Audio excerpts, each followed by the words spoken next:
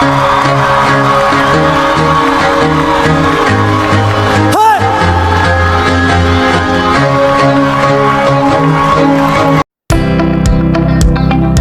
guys, we have here foil balloon 2026. So, papulubuhin lang namin siya. Where are you going? Tatapos niya na. Tag-iisa pala tayo. Binago ko.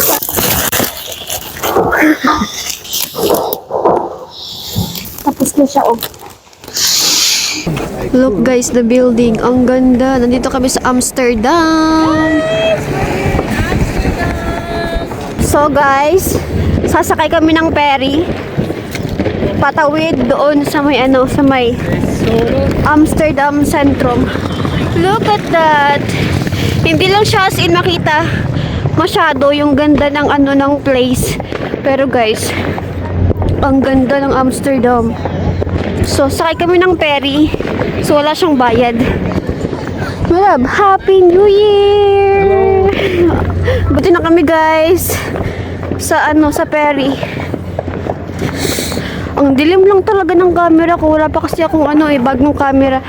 Hindi pa lumalabas yung gusto kong camera na bilhin. So, papasok tayo sa loob. First time ko to guys, sasakay ng ferry. Malapit lang naman. So, tatayo lang pala. Welcome to Central Station Ferry Boat. So, this is their ferry. So, ganito lang. Tatayo lang kami sa Joan. Punta kami guys dun sa pinaka unahan. Para makita namin yung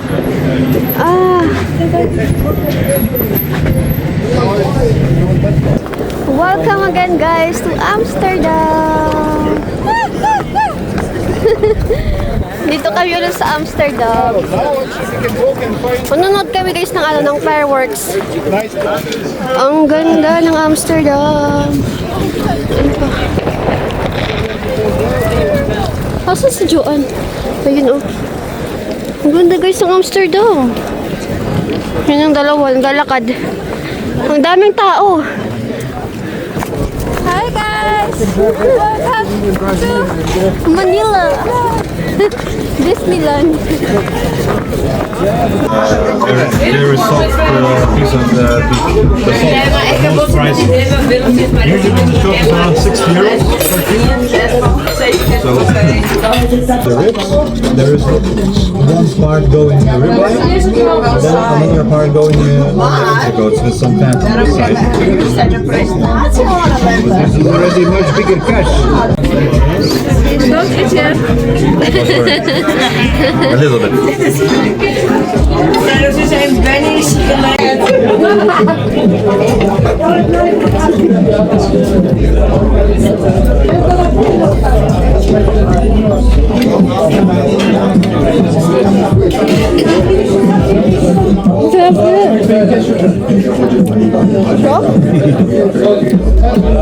Dan moet ik wel weten welke.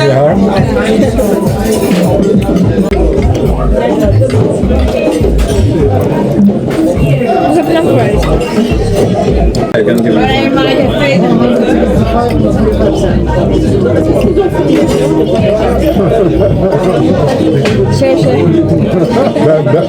Lamb is better. Stealing food. Very scary. Trading. Yeah. Underground, yeah. This one is spicy.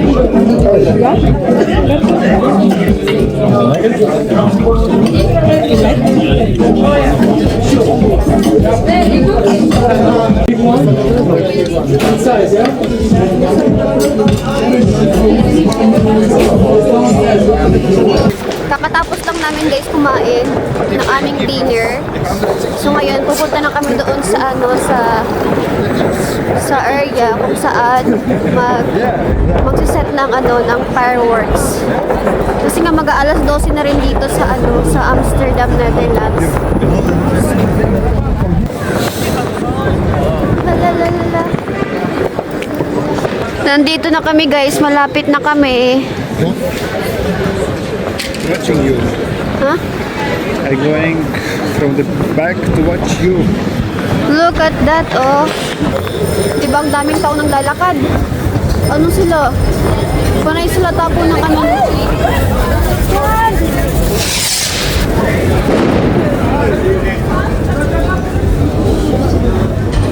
Tinapon niya.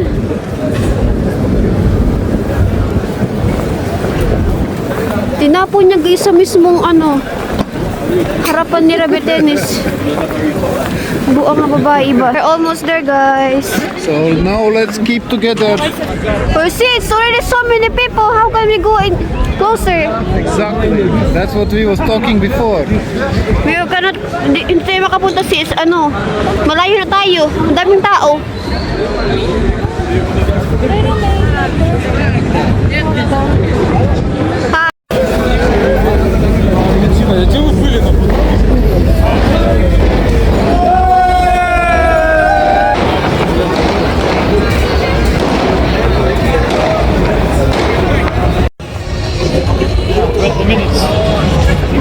So guys, malapit na guys. Ano na lang. Mga 22 minutes na lang and then mag-start na ng fireworks. Malapit na guys. I'm so excited. Ang dami ng tao naghihintay.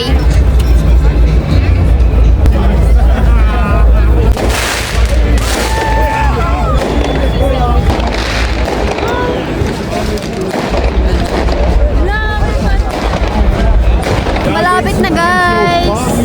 23:46 na. Lakam na lang. 15 minutes na lang.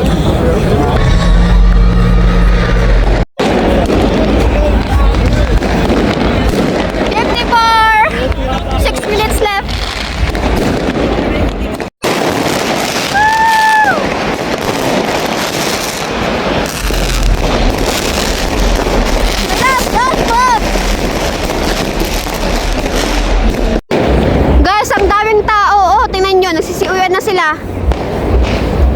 Grabe, ang daming tao, as in. Go to right. So guys, pauwi na kami. Maglalakad lang kami. Puntahan namin yung sasakyan. Doon kami galing, oh. Sumakay lang kami ng boat. So guys, so uwi na kami. Nagstay kami kagabi kay Joanne. Kasi kahapon, pumunta kami sa bahay nila na ano na mga 7 PM na kami nakarating sa kanila, and then mga 9 or 10 pumunta kami ng Amsterdam para manood ng fireworks. So ayun. So welcome 2026. Grabe no, ang bilis ng panahon. 2026 na agad. Bye bye Joanne and Tennis. Matagal na naman kaming hindi makapag-meet nito kasi nga wala ng mga occasion or mga holiday. Busy na rin kami sa work, ganun. Kasi bukas is January 1 o January 2, may work na kaming dalawa. Ngayon lang yung holiday namin. 1 day lang. So ayun. We don't need to go to the bus, waiting. Yeah, Many trains. because we already have a car.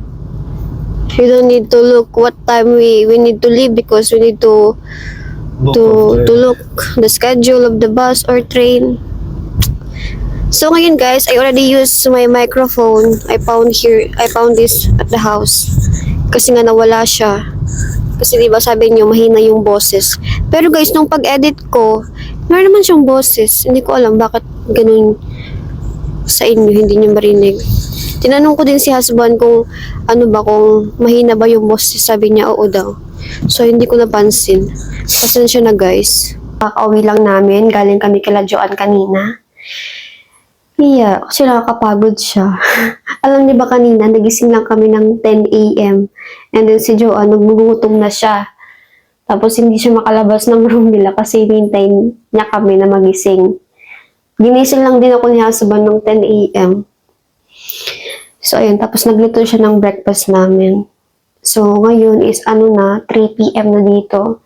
So, magluluto na ako ng aming dinner. Kasi nga, hindi kami naghanda sa New Year. Kumain lang kami sa labas kahapon doon sa Amsterdam.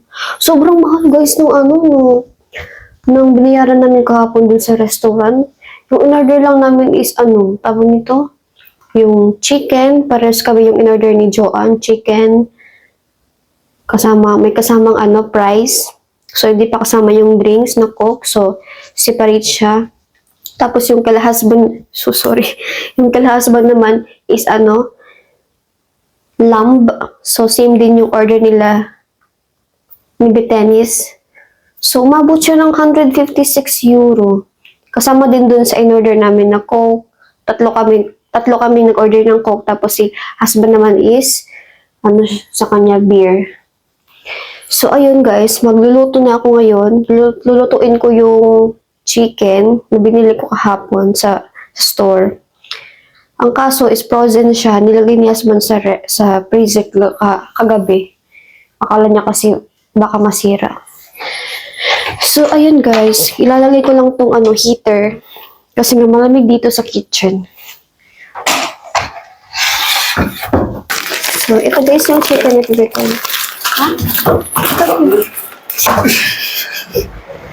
Show. Yeah. Happy New Year, everyone! So, we have a couple t-shirt. Pantone color. It's not a t-shirt. Oh, no, it's a... It's a jumper. Jumper. My husband is pregnant. Yeah. 5 months pregnant. Of your love. You get pregnant from your love. I didn't expect that. Ayun guys, sinalang ko lang tong kawali. So dito ko siya lulutuin sa malaking kawali. Kasi nga, 2 balot yung binili kong chicken. Para na rin bukas, babaunin ko sa work. Kasi bukas meron akong work.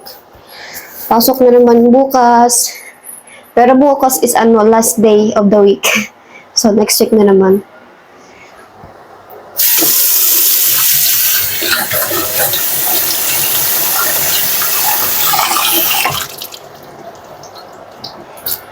So, ilalagay ko na siya diretso kasi nga frozen siya. Papalambutin. And then mamaya magigisa ako kasi nga lulutuin ko siya. Adobo. Matagal din ako hindi nakapagluto ng adobo. Kasi puro prito yung niluluto ko. Sakto to kasi nga hindi siya mapapanis kasi adobo. And lalagay ko lang din sa rep. Para meron akong baon sa work.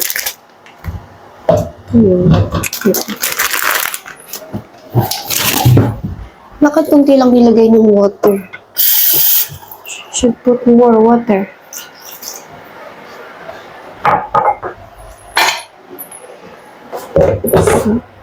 Hindi na siya masarado. So, ayan guys. Hintay lang natin siya na lumambot and then magpiprepare na din ako ng mga sangkap like sibuyas, bawang. So, yun lang. Nag-iisip-isip ako kung lalagyan ko ba siya ng patata or hindi na lang. Kasi madami kasi yung manok baka mag-overflowing yung kawali. So, ayan. So, ayan guys. Napalambot ko na yung manok. Ito na siya. So, ayan. Gusto mo tayo ng mantika. Ilalagay tayo ng mantika. So, ang dami kong ilalagay na sibuyas. Kasi may itong sibuyas nito, binuksan na sa 2 days ago pa. So, kailangan ko na siyang gamitin bago siya masira.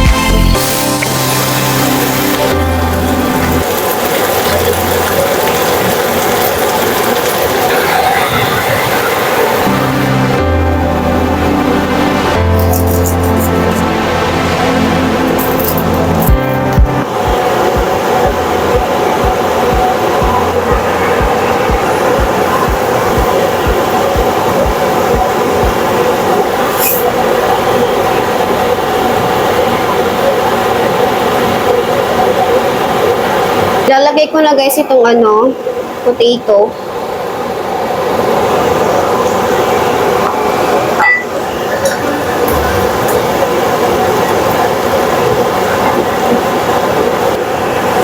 Woo! Ang sarap na ng ating adobo. So guys, luto na yung ating adobo. Tingnan niyo naman Ang sarap niya guys. Gustong gusto ko talaga yung adobo na tuyo. Ito na siya guys. Tapos na.